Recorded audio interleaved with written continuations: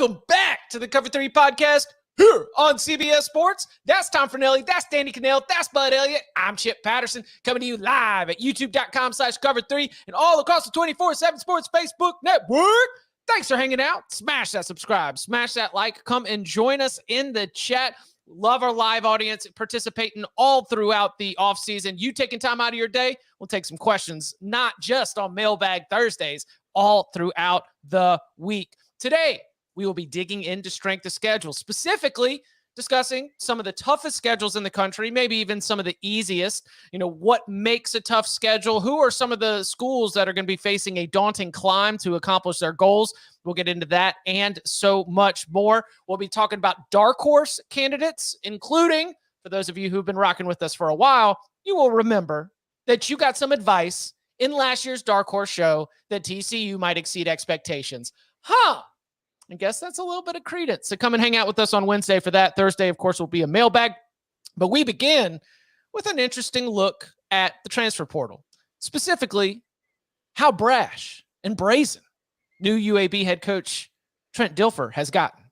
In a radio appearance on the Rick and Bubba show, this is what we got from our guy Trent Dilfer. And by the way, come try to get my guys. I dare you, Power Fives. I've got a pretty big platform I can step on. And if I find you in my kids' DMs and I find you talking to high school coaches about my kids, if you're in my roster, I'm going to call your ass out. I'm going to say it by name to the biggest voices in television today. And it's going to make Game Day. And it's going to make Sports Center. And by the way, those guys running Sports Center are still my friends. So go ahead. I dare you to jump into my roster. I told the American coaches the same thing. I said, why don't you guys have the you-know-whats to stand up and say, get out of my roster? And I said, here's why. Because you want their job. Well, I want this job. I want to live in Birmingham. I want to live downtown. I want to go see my grandson in Nashville. I don't want any other job, so I don't care if you blackball me. Whew. He said, so go ahead. I'm not scared of whoever, the grand poobah of poobahs to blackball me. Like, get off my roster. These are my guys. I will see you at WrestleMania. Yeah. So the larger question, I think, is like, what is the state of a group of 5 head coach trying to be able to fend off guys in their DMs, guys talking to high school coaches? And what do you make of Dilfer coming out a little hot heading into the 2023 season? I mean, Dilfer is a big dude. Like, he's jacked. I mean, he was a top 5 pick for a reason. There's other coaches that are smaller. I mean, yeah, he could fight them. That would probably put the fear of God in him. But aside from that, like, there is no recourse. And we saw Jeff Traylor. Remember after the season last year, he was like, I'm gonna start calling guys out. Well, he never did. I would love it if Trent did call some people out and did maybe screen grab some DMs and texts that come to his players. But what's going to happen if he does? It's just going to be a public, it's just going to be like Jordan a Addison still went to USC. Yeah. Right. Mm-hmm. Right. I mean, that's kind of my feeling too. Like, let's say an SEC team is sliding up into the DMs of one of his players and trying to get him to transfer, and he goes to like game day and tells Herb Street or somebody, is ESPN, Sports Center, Game Day, are they really going to be that interested in doing a story about an SEC team going after a UAB player? I don't know. I mean, they have 3 hours of programming now, so I'm not saying it wouldn't make Game Day, but it probably doesn't make like the 1 hour that everybody actually watches. The 6 a.m. hour? Yeah. Is he going to call it Nick Saban? Because Saban took Jalen Key, like the best player on UAB by far. And look, this is a good way and I like Trent. Like, he's always really, really good to us when we ran Elite 11. Like just a pretty fun guy to talk to. Definitely has some takes. But this is him staying in the news and try to get some hype for UAB and to win over people locally. Hey, I want this UAB job. And he's going to need it, because UAB lost all 5 starting offensive linemen from last year's team. And that line stayed real healthy. Like, they all played at least 650 snaps, and a couple of them played 800. So probably in for a rough year in year 1 at UAB. I'm not really sure how many UAB players other teams actually want. And I'm not trying to take shots, but like, he's doing what Deion's doing, right? Like, try to get a lot of publicity, good PR in the offseason, because you probably have a bit of a rough season coming for you. Now, if you're a G5 head coach like this, I talked to one a couple weeks ago. He's like, hey, this program's offering my kid this. Like, do you think that's real or you think that's fake? I was like, I don't know. Like, that kind of seems like a little bit above the going rate. And he's like, we can get this kid, maybe 15,000, not six figures. I don't think he's that good. Like, I'm just going to tell our boosters to save the money.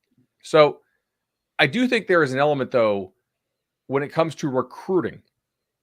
You don't really want to, if you're like a G5 guy, you don't want to get the real high upside, super raw guy, because the 2 years of development to get him to where he's actually a good player as opposed to just a good athlete, that's on you. Who's going to reap the reward program-wise when he actually hits the level of good athlete? Because he might show out in the spring before his junior year, get plucked away and be a good player for a P5 team, whereas you had a guy that was super raw and kind of unplayable, but you knew he had the upside. So I think the smart G5 coaches are going to go after the really good but really small football players. Like, take a look at Carlton Marshall. We talked about him, I don't know, at least monthly last year, the NCAA's all-time leading tackler at Troy, 5'9", ran like a 4.9 at Pro Day, right? But just a good instinctive football player. I think, give me all these like 5'11" guards who are good on Fridays and will probably be good enough to be good on Saturdays if I'm trying to be a good G5 coach.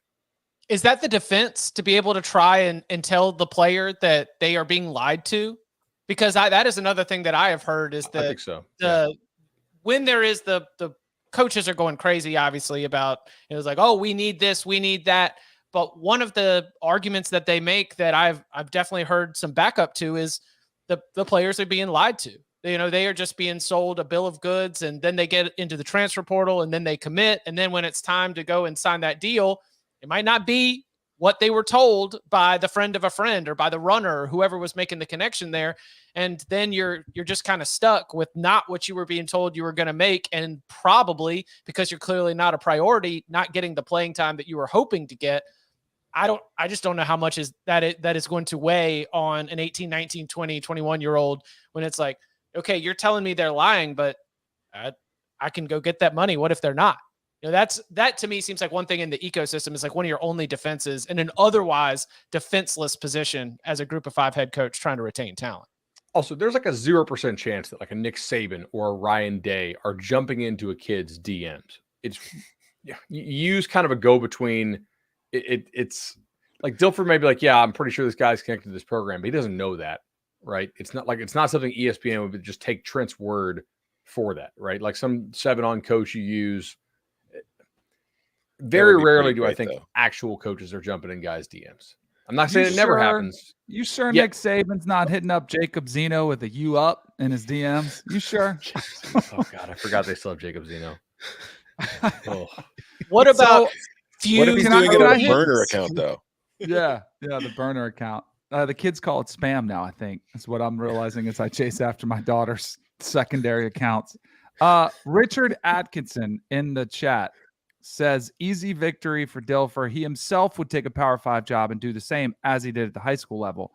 I don't think this is all about him saying my players can't go on to the next level. He just wants them to do it when it's appropriate, correct? He's saying don't poach players from my roster, start hitting them up during the season. So I do think there's a difference, right? Because I think even Dilfer, if he had a player who was leading, like a Zachary Franklin, who was leading the country in receiving, he's kind of well aware that player is probably going to take that jump. Because I agree with Richard in the chat that he said his grandkids in Nashville. If Vanderbilt came calling him, let's say Clark Lee fell into hot water and they didn't decide to elevate Barton Sims. If Vanderbilt came calling, Trent would be all over that. Like, I think he realizes that. I think they're trying to defend against how do I manage my roster when I don't even have a chance, when year round I have to be worried about guys starting conversations with them, creating doubt in their mind about whether they want to be here. Like, it is a very mental game of getting your players bought into your team. And what are we doing this year?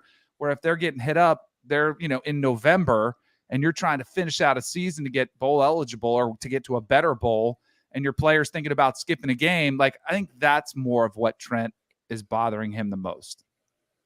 Also, Trent has already said, like, getting paid at a Power 5 is a recruiting tactic they use. Like, this was 2 or 3 months ago. I remember I forgot where I was listening to the comments at. I think I was in the Lauderdale office. So it had to be like February-ish. He's like, yeah, hey, if you're overlooked, come to UAB, prove yourself. You may get a big NIL offer to go somewhere else. I root for our kids to go get paid. Like, so I don't think he's against that. Yeah. He's keeping himself in the news and kind of endearing himself to the Birmingham area. This is probably good PR for him and smart. Didn't really feel like diving into the football side of the LSU NCAA case. Was much smaller than the basketball side, which included penalties under Will Wade. But there was good gravy ripping off a hospital. I think we've talked about there. It's ridiculous. But you think LSU ain't committed to win? Within the context of the fallout is vacating 37 wins between 2012 and 2015 because of recruiting violations stemming from impermissible benefits paid to the father of former player Vidal Alexander. Now, those, of course, are going to come from Les Miles' win count, which is going to jeopardize his eligibility for the College Football Hall of Fame, to which I wanted to ask y'all, in your mind, if you were to sort of create a Hall of Fame for the sport of college football, is Les Miles a Hall of Famer?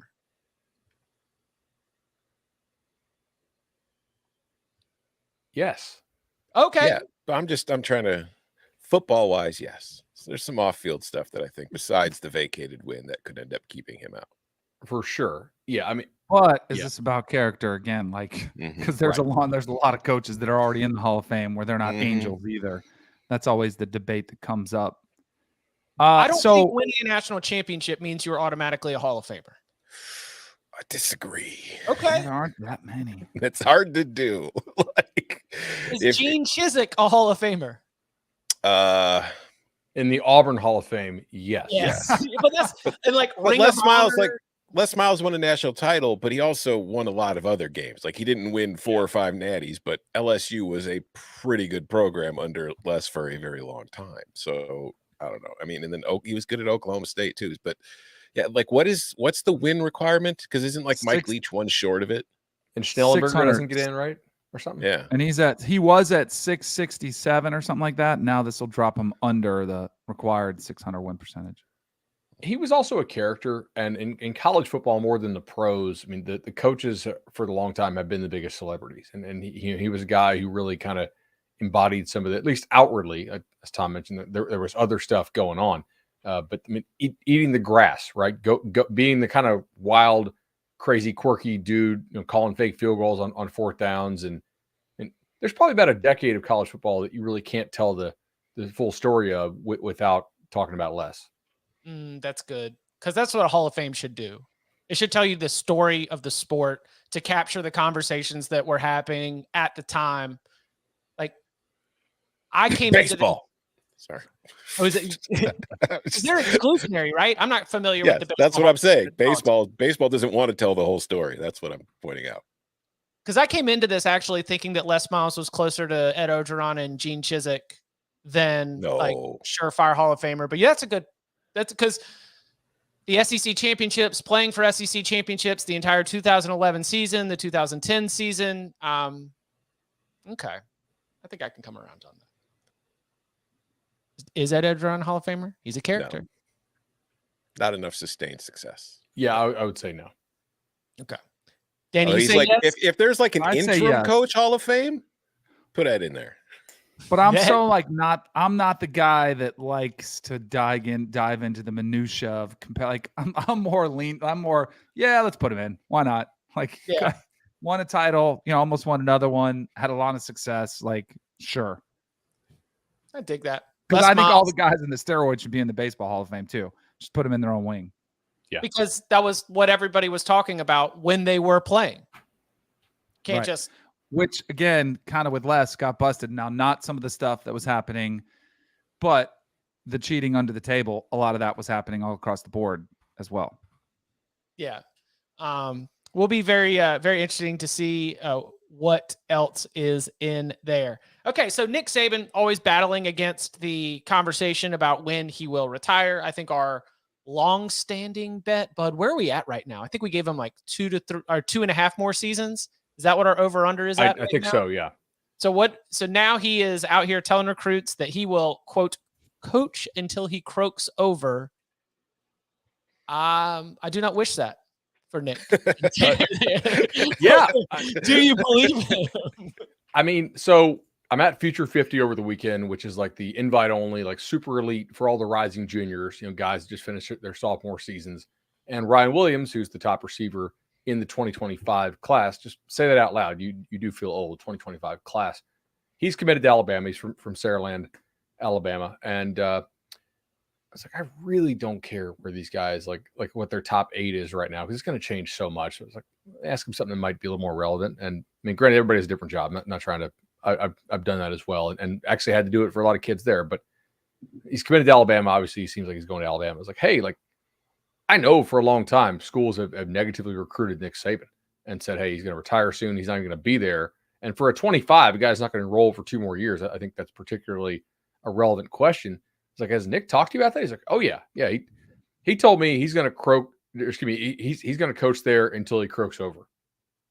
Which, I mean, didn't Bear Bryant die right after he retired? It was within a couple months. Like that's the eerie thing about being the Alabama coach, being an insane workaholic, and then throwing out a comment like this.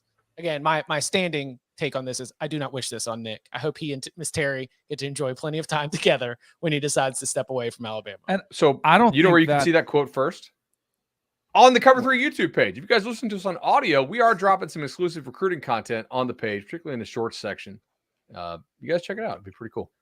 So I don't think that philosophy is just with college football coach. I think it's with highly successful people. I think they worry about what they're going to do after. There's their purpose, their sense of meaning. My dad still works in his 80s, and he's worried about what's he going to do with his spare time. He doesn't want to spend it with my mom all the time, so he's like, I'm going to keep working. But I do. So I put this in the category of I'm not going to coach at Bama. Which I don't think was that, like, I don't hold that against him. I think that's what he had to say at the moment because he was getting pressure and he just wanted people to shut up. If he says, I'm considering it, it's going to be used against him in recruiting. And they've been crushing it still on the recruiting trail where if you open up that door, I'm not sure, we'll take it year by year, it's going to impact your ability to get those players to come there. So I think this is probably his go-to line, that it's not the only player he's told, I'm going to coach till I croak. I'm going to die here. I'm going to coach forever. And I don't believe him when he says that. But I think that I totally get why he's saying it, because I'm sure it was something Coach Bowden said too. And Coach Bowden was sent packing towards the end. Like Nick Saban, like as much as we love him and think he's going to call his own shot, things change in a hurry in college football. If there's one thing we've learned of the course of history. So yeah, and Nick is still winning. Correct. Yeah, Coach Bowden was like year. one more year. Correct. Like for about 5 or 6 years in a row. But in 3 years, if you had a couple 8 and 4s, or 7 and 5 mixed in there, then it's all of a sudden. That's out. 175 and we're done. Right. Does 8 and 4 Alabama get an at-large in the playoff? In the expanded playoff? Yes. Tell us in the comments. Sure. I mean, we would be favored against, everybody but the top 2 teams. We'd be favored against everybody but the 4 teams we lost to. So as long as none of those 4 are in the playoff, we should be in the playoff. We'll be good. Yeah. How old is he again? How old is he? 71. 71-ish, yeah. Yeah, so he's got, like, if he wants to, I don't even think health comes in. I mean, we had a call, somebody in the chat pointed out, Paterno and Bowden both went to their 80s. Now, it was starting to decline. Yeah, exactly. So that's where I don't think we're close to that conversation yet. But I also think, the landscape is changing. We talked about why he's saying these things about the point spread, why he wants parity and why he wants, employees and why he wants all these things. I think it's going to be interesting to see if he can track the success with the monumental changes in college football and the player's mindset in today's football. Would Nick Saban want a retirement tour a la Coach K? Ooh. No. I don't think so. I don't think so either. Just imagine going to Auburn or Arkansas, and they're presenting him like a trophy before like a plaque or something that says, "Thank you for beating us 45 times. We'll miss you." Yeah, I'm gonna say it actually would be massive celebrations for those schools, though. If he does that, he's gonna lose one of those road games to somebody that he shouldn't. Yeah, yeah, you gotta stay business only. That's the way to keep it going. Coming up on the other side, it's time to talk strength of schedule. Who has the toughest schedule in the country? And let's break it down a little bit more to see, there's levels to this. Also, who's got the easiest schedule and might be ready to take advantage. All that and more next. You gonna start the engine sometime soon, Erica?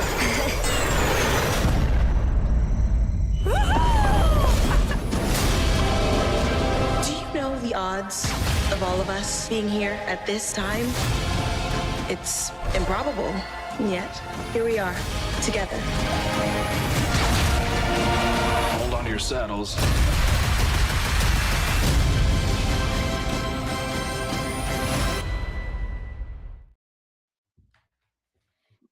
Okay, let's start very simple.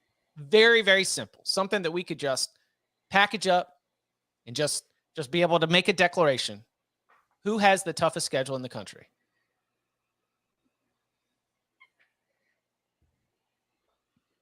And Bub takes an L to the mute button. It's still off season. It's been a minute, man. All right. Do we want to present contenders and then vote on this?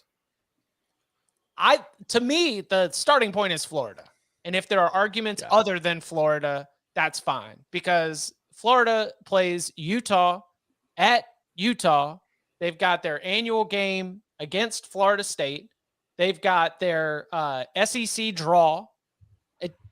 I'm very interested to hear the other contenders. I've got a few that come to mind, but my question was, is the starting point the Florida Gators for the toughest schedule in the country?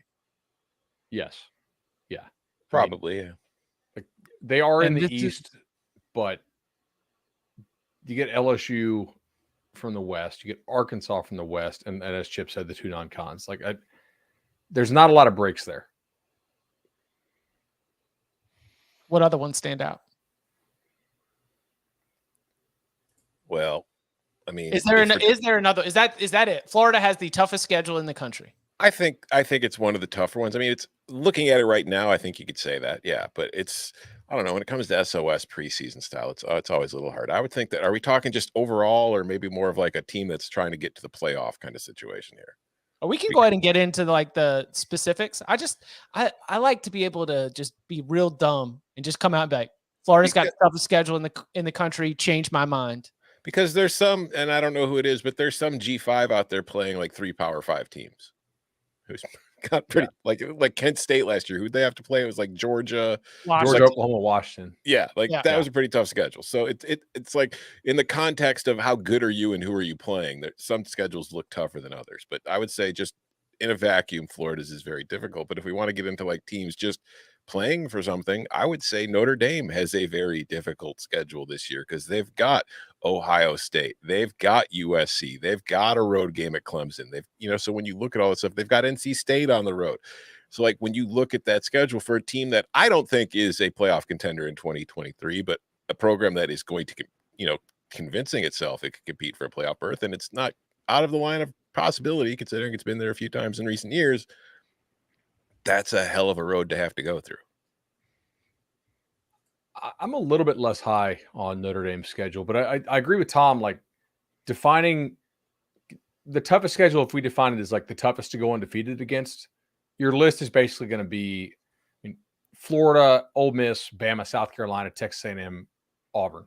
Basically everybody who has to play Georgia or plays a big time non-conference game who happens to be in the SEC West, right? Who also gets Georgia. So Notre Dame's, though, I think is high on my list for kind of tough to make a bowl game against for an average team. There's a lot of quality, decent opponents on there, right?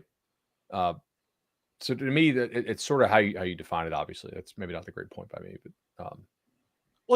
I think that a ton of coin flip games can be really tough too. I think that if you've got a string of coin flip games and a power conference non-con, then, that can be extremely difficult regardless of, where you are. The fact that you are playing coin flip games probably defines what your quality is. Right.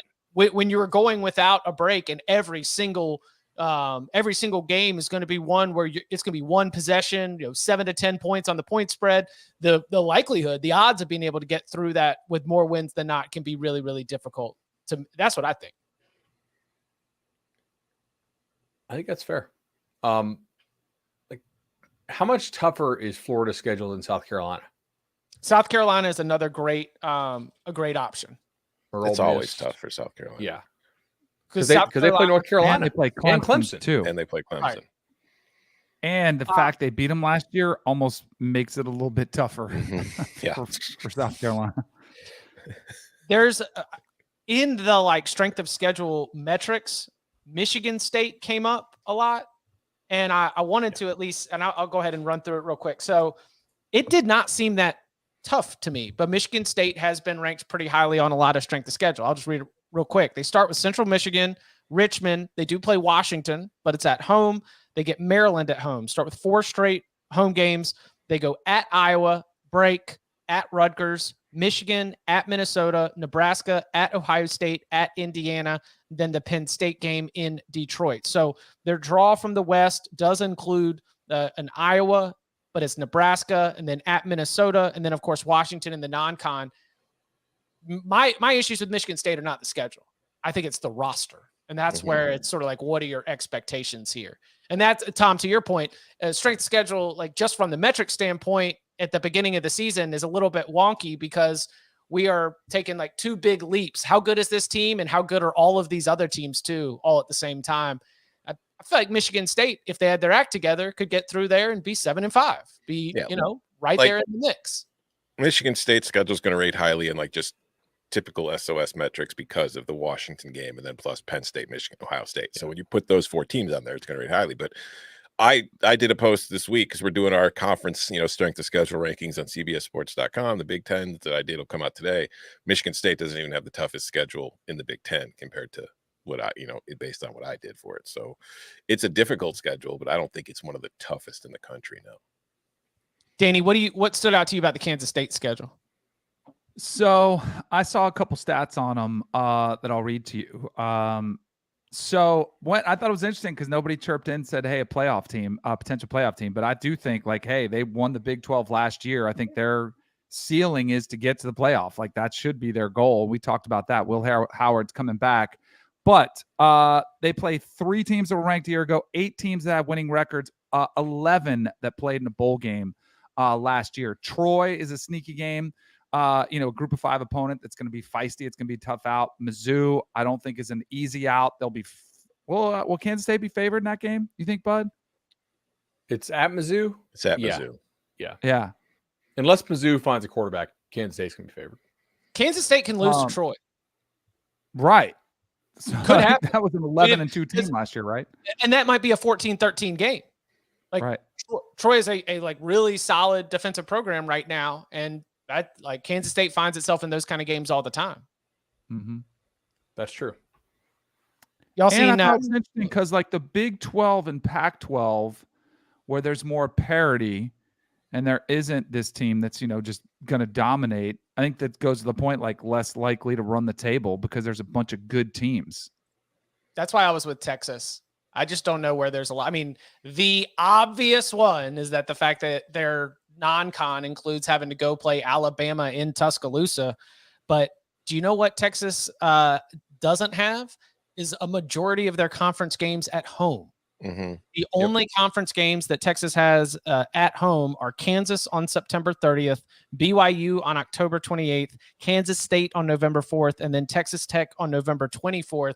They get stuck in that, it's awesome to go to the Texas State Fair, be able to play Oklahoma and eat corn dogs and deep fried Snickers, but you also find yourselves within the context of the Big 12 schedule rotation where you're not going to get a lot of those games. So they're already going to have to be road warriors having to go play in Tuscaloosa. So if Texas wants to be able to be in contention for a college football playoff spot, that means they're going to have to go to Alabama, to Baylor, to Houston, to TCU, to Iowa State. Within the context of a pretty good team who's got a tough schedule, Texas is one that definitely jumped off the page to me. The only pushback I would have on that is, we're really not sure how good Iowa State's going to be this year. I think there's some things we're waiting to see on that. And then their road games are like all within the state of Texas.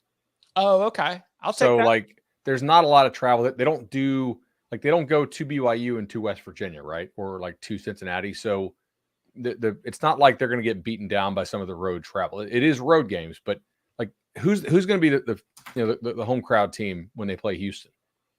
That's probably 50-50, right? Like, Texas, Houston's got to be a huge alumni city for UT. Could be some Aggie fans there though. Just yeah. I mean, like Baylor obviously is a tough place to play, but there's not like they don't travel a lot outside the state. Yeah, they don't Texas even is a big draw. state. It is travel. And remember, like, we're still 9-game conference schedules, but with the expanded conference, like, now you have teams that you avoid. Yep. But they avoid West Virginia, which would be one of the easier wins. Do they avoid Kansas State? I don't have theirs in front of me. Kansas State plays in Austin. Yeah. Mm-hmm. So what? No Oklahoma State, no Oklahoma State, no West Virginia. I'd rather play Oklahoma State than No, Kansas and no State. Cincinnati. Cincinnati and West Virginia are the ones that you want to see on your Big 12 schedule. And probably BYU. Yeah. I think UCF's the best of the new teams in that league. I would agree with that. So they avoid 3 of the 4 new teams. They only get BYU and the ghost of Taysom Hill coming to Austin. Can't wait. Can't wait for that one. But you mentioned that if the average team were to show up and get this schedule, that Alabama schedule stands out to you. We got this, bridging off that Texas game right there. What else is remarkable about the Crimson Tide schedule? I think Alabama is the toughest schedule out there that does not include Georgia, right? And if you just take like the average Power 5 team, right? So like the number 30 or number 35 Power 5 team. So that's like I don't know, who do you guys have as like a very like midline college football team? I mean, I don't know. Shoot, Georgia. A Missouri and Oklahoma State, right? Like something in there. Then Bama's schedule is actually really tough. So Texas in the non-con, Middle Tennessee State, which is not a good football team, but if you're an average Power 5 team, Beat Miami, and you play poorly, right? Like if you play poorly, there's some chance you could lose that game, right? At USF, I don't think USF's very good, but again, it's a roadie, kind of in the middle of a weird slate. Like if you play poorly, you could be in trouble there. And then they have a very difficult stretch, right? If you're an average team, Ole Miss, Mississippi State, A&M, Arkansas, Tennessee, LSU, Kentucky. You get Chattanooga, and then you got to go finish at Auburn. Like there's just not a lot of opportunities to, like, let's say a guy's banged up and you need to sit him because like you're playing somebody poor. There's not a lot of that. If you're Alabama's on the road against USF, they are. Yeah. What? It's either a 2-for-1 situation or they want to go play a game like for recruiting purposes in Florida. It's 2-for-1. Even if they want to go, no, I'm just saying there is no way you go 1-for-1. Why is Alabama scheduling 2-for-1s with USF? I think it's because it's a 3-game series. Yeah, I think it's cracks in the foundation. I think Nick Saban has lost it. They need those easy W's. A lot of Florida students go to Alabama, right? Like I don't know if Alabama, if I'm playing a road non-conference game, it's at a neutral site. I'm not going to Tampa to play USF. What the? It will be a neutral site. Like nobody goes to USF games. No, but I'm just saying that's my point. Like, who is USF? What is USF's home schedule? Let's see the other teams USF is playing at home this year besides Alabama, because this is going to be a hilarious list. It's easy for Alabama fans to fly into Tampa Airport, right? I mean, like it's they're in and out. It's a pro stadium. Okay, it's a great airport. There are other home games. The Rattler. FAMU, Rice, FAU, Temple, Charlotte. One of these things is not like the others. You realize what's going to happen here is that Bama fans are going to buy season tickets for USF, and then they're going to dump the other 5 or 6 games on StubHub or SeatGear. Does any ticket site sponsor us right now? If so, then that's the one they're going to dump it on. But I've called games at Raymond James Stadium when there are 3,000 fans there. One was a rainy game. It was like a Friday night rain game, but no one's going to notice if Bama dumps off their unused season tickets to South Florida. But you know who appreciates it? South Florida, because at least they get the money from those season tickets that the Bama fans bought. Yeah, they're going to be having a lot of like Boys and Girls Club nights at USF with this schedule. Even the boys and girls are like, nah, local band night. Morgan in the chat with a good point. You're going to IMG. You're just showing up to make sure you get all those IMG kids in there, let them hang out with the team a little bit. The good opportunities there. Tom, you mentioned PJ Fleck and Minnesota's schedule. I know that clearly the most difficult challenge will be just to not be overcome by all the baby blue that just looks so soft and cushy for that trip to Kenan Stadium in Chapel Hill. What is it about the Golden Gopher schedule that stands out to you? I mean, this is a team like non-COVID years, the last 3 seasons, Minnesota's won at least 9 games. Looking at this schedule, I don't think Minnesota fans should count on winning at least 9 games this year, because you get the opener with Nebraska at home, which I think I would favor Minnesota in that, but who knows what Nebraska is going to look like in its first game under Matt Rule.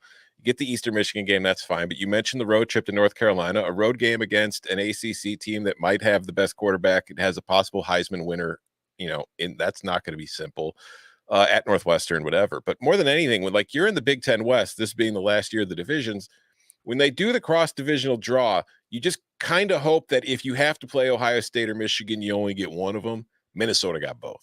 They've got to play Michigan at home in early October, and then they're on the road late in the season for Ohio State.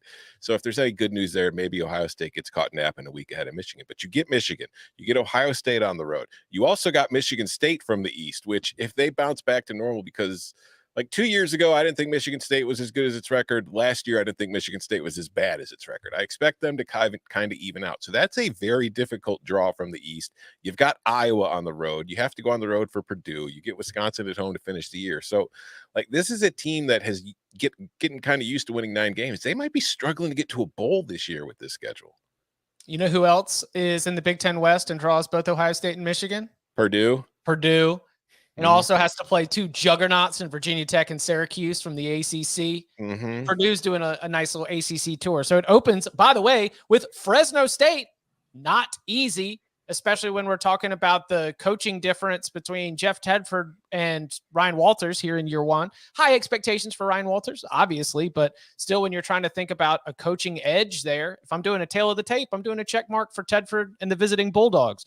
Then they go play Virginia Tech, and that's going to be in Lane Stadium. They host Syracuse. Then they've got a short turnaround from Syracuse to a visit from Wisconsin. Then they've got Illinois after that, at Iowa, and then Ohio State. So that is 7 games all in a row with 0 breaks and, I don't know, no easy wins. Like maybe at Virginia Tech is the one where you would say they would be the biggest betting favorite. They come back, they go at Nebraska, at Michigan, Minnesota at home, at Northwestern, and Indiana. So yes, congratulations. You've got at least 1 win at the very end of the schedule, but this is a very tough year 1 draw for Ryan Walters in the hopes of making it to a bowl game where what's the Purdue, Indiana? Is it nail? That's not keg of nails. The Old Oaken Bucket. That's it. The Old Oaken Bucket. Danny, we mentioned the South Carolina schedule earlier. Is there anything deeper within that stood out to you? No, I just had them as possibly one of the toughest in the country. And then when you look at their expectations of trying to make a bowl, I think it's going to be even tougher. Because it was no. Their expectations are much higher, as I am reminded on Twitter frequently. Making a bowl is not an accomplishment for the Gamecocks, Danny. We are a national championship contending program.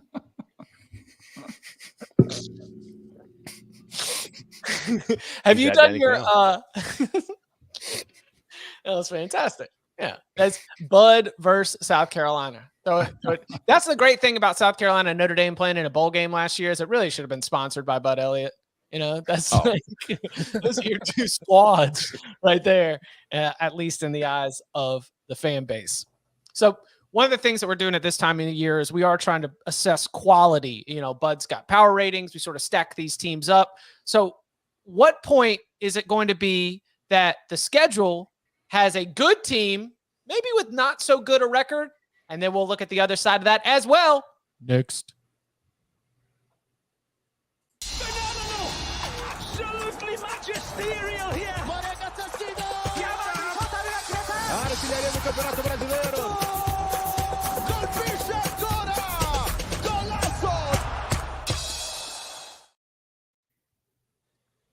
Danny, if Washington played in the ACC, do you think they would be a pick to win the ACC?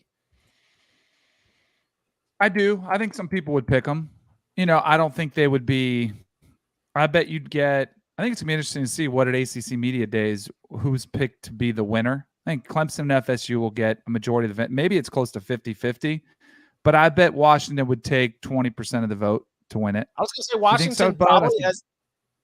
Yeah, I think they would probably be the consensus third in terms of the number of votes, right? Like, whereas now it'll be what, like Louisville, North Carolina, Miami, maybe NC State, and some toss.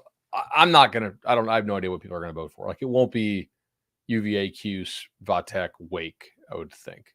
Because, like, Danny, like you mentioned, Washington is a quality team, probably a 10 to 15 in terms of its overall form, but the schedule is a little bit difficult. Where do you think the traps are? Boise State, I think, always is that team. Maybe not as tough as it was years ago. I mean, they've kind of got things back on track after a brutal start last year. Remember, they fired their offensive coordinator, survived that. Tulsa, and then Michigan State. I know Michigan State is a game that doesn't look tough because Michigan State's been down, but I don't think that's an easy game, especially earlier in the season when Michigan State probably is still feeling like, hey, they could turn the program around. And then I wanted to have a Pac-12 team in there because of the depth of the conference and how tough, some of their games are. So I know they get Oregon at home, but I think they got some tricky road games at USC. At Oregon State isn't going to be a slouch. Utah, no matter where you play them, is going to be a tough game. So I think a program that, had 11 wins last year is going to have a really hard time matching that this season. You do get Stanford and Cal, just nice. Yes. 12 teams in the Pac-12, 9-game conference schedule. There's not a lot of like winning and losing. Everybody pretty much has to play everybody. But the absence of Stanford and Cal is bad.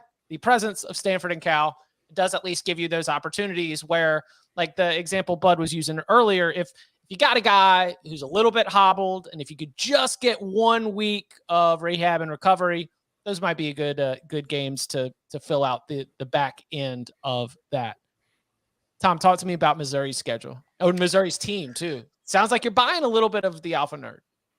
It's I think Missouri, if it had a more neutralish schedule, is probably a very solid bowl team. I don't know if it's going to get to a bowl game this year with this schedule because we kind of touched on it earlier. It's at home, but they get Kansas State in the non-con, which, a defending Power 5 conference champion, and it's a team I still expect to be good. But more than anything, it's like, when we go through like the win total shows and we're trying to figure this stuff out, like the coin flip games, the games where maybe you're favored by 3 points or less, or, you're an underdog of 3 points or less. Most of those games for Mizzou this year are on the road. Like, they get Vandy on the road. Kentucky's on the road. Georgia's on the road, but they never had a shot at that. And then they finish with Arkansas on the road. At a neutral field, Vandy, Kentucky, and Arkansas are 3 teams that if you're a Missouri fan, you're thinking, all right, these are 3 possible wins. These are 3 good shots. Now you've got to play them on the road. It makes it a little more difficult.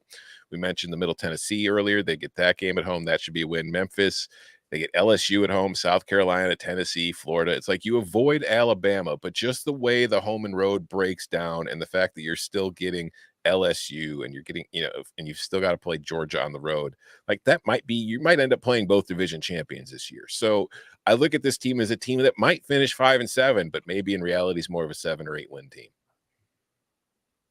I can see that. Are you there? Are y'all there on Missouri? I think that they will play good defense. Like quality. Yeah. What's the expectation for what they're going to look like?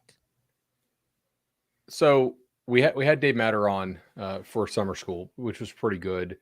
They lose one of their better receivers to Georgia, but they still have Luther Burden there. I think offensive line should be okay if they stay healthy. Quarterback's still a major question mark for them. Defensive line did lose some good pieces, but like Blake Baker's done a nice job there. I think so. Reasonably competent. Like, I don't know that Florida and South Carolina are much better than they are. Kentucky probably is if Leary's back to health. I think we can assume that. But yeah, I think Tom really nailed it there. Enough to keep. So what do they do with Eli Drinkwitz if they're 5-7? What are the expectations at Missouri? Like, I mean, take the check, take the losses. Bill Connolly. You guys got paid. You get paid to lose games within the last decade. But not because they were good. Like, they were decent teams that were in a train wreck of an SEC East. Like, it's the last days of Rick's Don't you think coaching bowl tenure there. eligibility should be a requirement? I mean, if they're that concerned with bowl eligibility, why don't you schedule for bowl eligibility like Mississippi State does? Is Mizzou one of the teams that voted for or against the 9 game? I think they were They were for it. in. Yeah. Yeah. See, that was what was kind of surprising to me about that, because I remember there was because generally it's been the dividing lines have been the teams at the bottom of the league were against it. The teams at the top didn't really care, but Mizzou was Missouri's like, the we're outlier. rich. Yeah, Don't, we're don't like, care yeah, about the loss. Don't care about the loss. Check it out. Last Hey, year, Kansas. in it's so funny, Bud, you were talking about like the 30 to 40 range, and I didn't want to jump ahead of it, but I think that this year the Duke Blue Devils are maybe like in that 30 to 40 kind of range. Yeah. But the problem is they won 9 games last year when they were getting to beat up on all the bad teams in the Coastal Division. And now in the first year with no divisionless play, they get Clemson, Florida State, Wake, Louisville, and NC State. They took all the best teams from the ACC Atlantic Division, and now they've landed right on Mike Elko's dinner plate. I think that it could be a better team in terms of quality, just like year 2 of Riley Leonard there with Kevin Johns, all the Jordans and the Jalens, like all the skill position players, like the pieces fit well together. And I think that they'll still find themselves fighting for a bowl game at the end of the season. So I think that Duke will be a very good team that is probably winning about 6, maybe 7 games, even if they are better from the 9-win season that they had a year ago. But we hit on. Go ahead. That pattern actually reminds me of what we saw Scott Satterfield do at Louisville, right? Really good year 1. They weren't as good as their record in year 1. The schedule was far tougher in year 2. They were actually a better quality football team that had less luck and played a tougher schedule in year 2. And so all the people got down on Scott Satterfield. His team showed improvement. If you guys look under the hood a little bit, you'll see it. If you just want to box score scout and look at the win-loss column, you won't. Minnesota, we talked a little bit about anything else, maybe about the kind of team that you're expecting and why it might be challenging going through that schedule. Sure. So we had Ryan Burns of Gopher Report on Summer School, and they're pretty high on Ethan Kalikmanis long term. I'm not going to say that twice, but I think this year is a bit of a transitional year for Minnesota and is not a good year to draw the schedule that they drew. They're going to need to go and do something in the non-conference, I think, to ensure they make a bowl. I think they make a bowl, but I don't think that they're a team that's going to seriously contend for the West due to the draw, most likely. If Iowa gets their stuff together on offense even a little bit. Minnesota fans are a lot higher than Kalikmanis than I am. I'm just going to put that out there. See, I thought Ryan put it well. He's like, I'm high on him long term. I don't know that the people that cover that team are super high on him for this year.